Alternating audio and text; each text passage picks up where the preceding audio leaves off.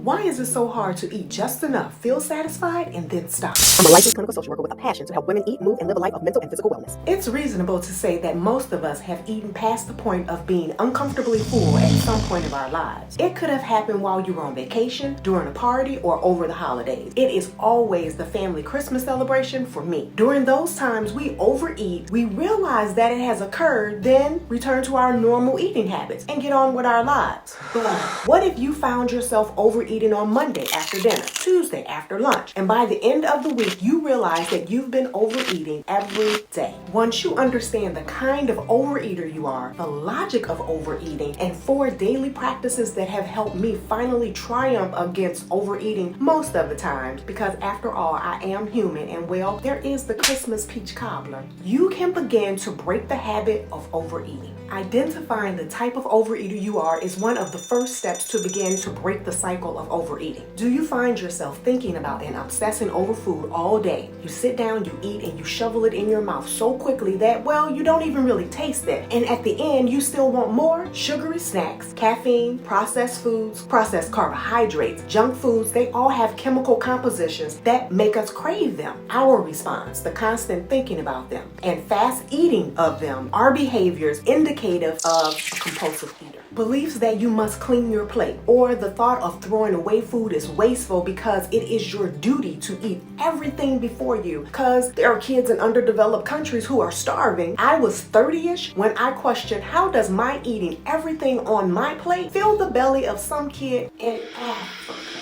These types of beliefs result in us, well, not being able to recognize when we're full or when we're hungry. That is habitual eating 101. Wasn't in the 1980s or the 1990s when healthy eating meant eating ready-made instant meals. I recall one plan that required me to drink one of those ready-made shakes for breakfast. I consumed pre-cooked frozen meals for lunch and dinner. What happened was I turned into what's called an uninformed eater. I never really questioned how illogical that whole setup was. If you find yourself eating foods without really questioning the validity of the health, the nutritional value, and the overall good of it for your health, your body, then you too might be an uninformed eater. Eating in secret, eating to block out feelings of loneliness, unhappiness, or boredom, feeling satisfied or even tranquil after eating are all tendencies of an emotional eater. You don't feel like you've had enough. You want more volume and frequency, and you feel worried and stripped of control when you are not the one portioning out your meals, when someone else has portioned them out for you. Feelings of vulnerability drive you to indulge in what's considered self-destructive habits, where you are grabbing and chomping on crunchy, tough, or chewy foods like nachos when you feel agitated, tense, or after an argument are telltale signs that you could be an angry eater. And did you know that stressful people usually want to eat salty foods? Whether you identify as an emotional, habitual, destructive, uninformed, or angry eater, one consistent thread or theme is that overeating is rarely caused by food once it is that nutritional considerations have been addressed. Overeating is largely about our emotions and our desperate need to escape those emotions. Not convinced? Answer yes or no to these following questions. You struggle to slow down when you're eating. You strategically eat or overeat for hunger that's not there yet, but to prevent future hunger that could come, even though your body is saying it's not really ready for food right now. You're a foodie who gets more pleasure from eating than from the pleasures of everyday life when food isn't the center of focus. You try to train or trick yourself to thrive in scarcity mindset by declaring, I can't have this, I won't have this, but then you're only wanting it more and more and more. Or you have a low tolerance for discomfort where, you have one bad day of overeating and then all of a sudden you just throw caution to the wind, you just forget about it, you chuck it, and you say to yourself, I'll start again on Monday.